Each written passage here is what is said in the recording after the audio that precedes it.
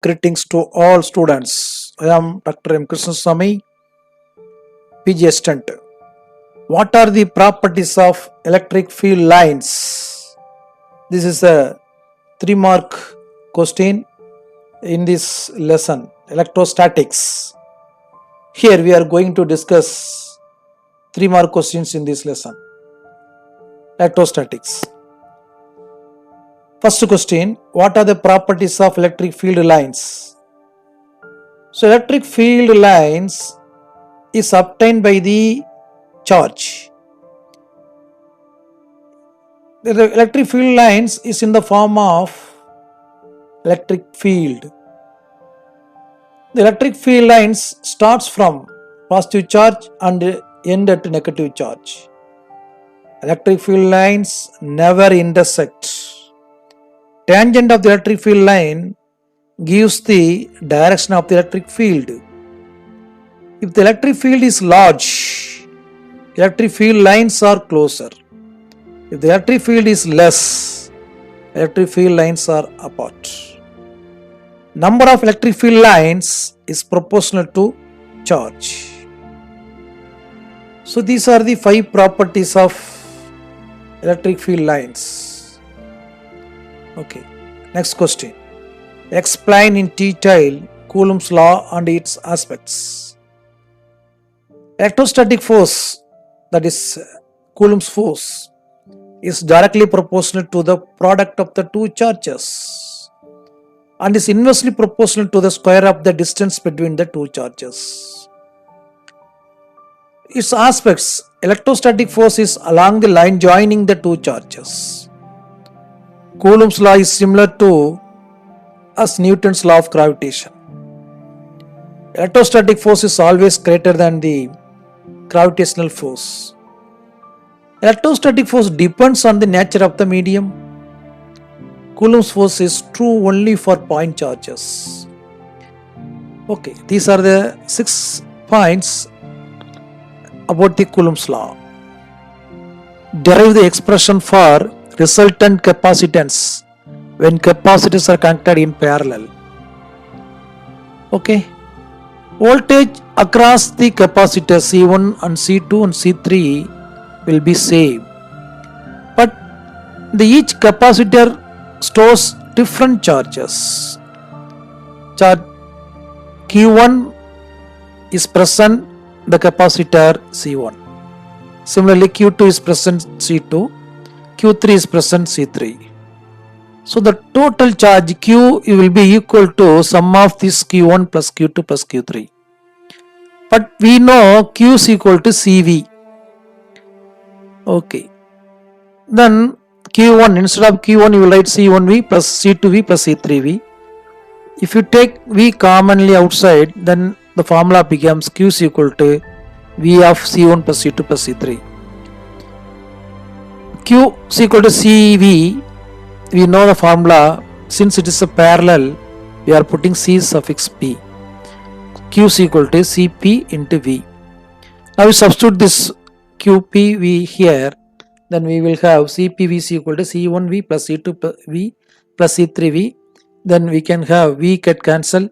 Then the final formula will be Cp is equal to C1 plus C2 plus C3. If 3 capacitors are connected in parallel, then the effective capacitance Cp will be sum of the 3 capacitors.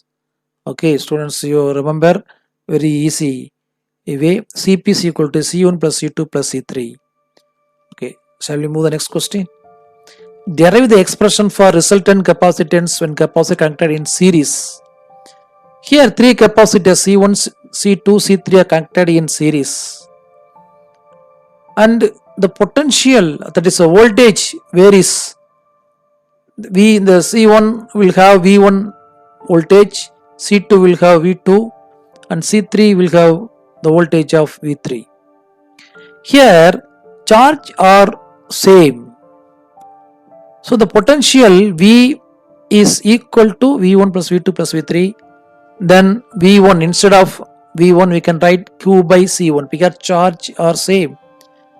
Similarly, V2 can be done as Q by C2, V3 Q by C3, like this we can write. Q is taken outside, then the 1 by C1 plus 1 by C2 plus 1 by C3 we can have. But V is equal to Q by Cs we know. Then instead of V we can write Q by Cs equal to Q of 1 by C1 plus 1 by C2 plus 1 by C3.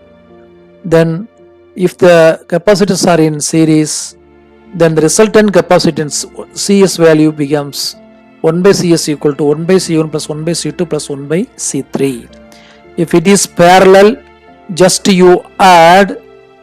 If it is series, you find it the reciprocal of each value and add that value. Okay. Next question. Derive the expression for electrostatic potential due to point charge. Work done to move a positive charge from infinity to a point with the constant velocity is the electric potential at that point. Consider P is a point at a distance r from the charge Q. Then the electric potential at P will be equal to minus of integral infinity to r. Because we are bringing the charge from infinite distance to particular distance r into E vector dot dr. But E is equal to 1 by 4 epsilon 0 Q by r squared into r unit vector. So now substitute that E value and integrate. Then first substitute 1 by 4 epsilon 0 Q by r squared into r unit vector in dr. Then if you integrate and substitute these limits, we will have 1 by 4 epsilon 0 Q by r.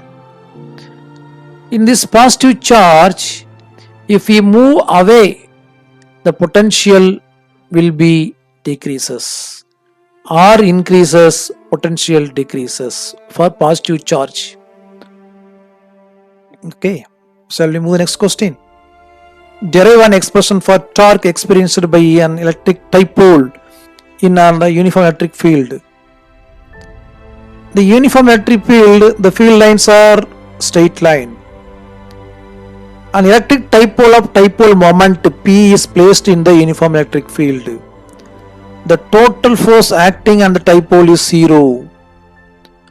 These two forces acting at different points will constitute a couple and the dipole experience a torque. This torque rotates the dipole to align with the electric field. Now we want to calculate the total torque on the dipole. OA is a midpoint having a distance of small a. OB is another distance. Okay. Now the torque tau is equal to force into distance, no? So OA into minus QE, this value. Similarly, OB into QE. So instead of OA, you can write A into sin theta. Similarly, OB, you can write A sin theta. So totally we can have 2A QE sin theta. Instead of 2A Q, we can write dipole moment P. Then the formula becomes tau is equal to PE sin theta. The torque tau is equal to P cross E. The vector symbol you have to give. Okay, this is the one of the question in 3 mark question in this lesson. Shall we move the next question? Obtain the expression for capacitance of a parallel plate capacitors. Consider a capacitor with 2 parallel plates, each of cross-sectional area A and separated by a distance. Then the uniform electric field between the 2 parallel plate capacitor E is equal to sigma by epsilon 0. But sigma is the charge per unit area. So sigma is equal to Q by A. So now substitute the value sigma in this equation. So Q by A epsilon 0. But electric potential between the 2 plates we know V is equal to E into D. Then instead of E, substitute Q by epsilon 0. So the formula becomes QD by A epsilon 0, but capacitance C is equal to Q by V. Now C is equal to instead of Q and this value Q and Q get cancelled, then the remaining value becomes epsilon 0 A by D. Okay, so this is the capacitance for a parallel plate capacitor. Here A is the cross sectional area of the plate, D is the distance between the two plates. Okay, so this is another question in this lesson. Then obtain the expression for energy density of a parallel plate capacitors. So capacitors nothing but stores the charge and energy. To store the charge, work is done by the battery. This work done is stored as electrostatic potential energy in the capacitors. Work done in storing the small charge TQ by a potential V is equal to TW is equal to V into TQ. But V is equal to Q by C we know. Then dW is equal to Q by C into TQ. Instead of V substituting the value Q by C, then we can have TW is equal to Q by C into TQ. So total work done in storing the charge Q will be equal to, so 0 to Q into Q into TQ by C. So W is equal to C is constant now, so we take outside. So 0 to Q, Q into TQ.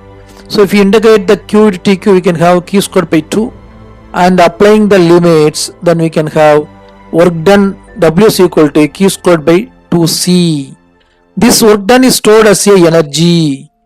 So the formula becomes energy, that is density of a parallel capacitor is equal to Q squared by 2C. Okay, students. So there are some 3 more questions in this lesson we discussed. Thanks for watching and subscribe this channel to see more videos like this. Thank you.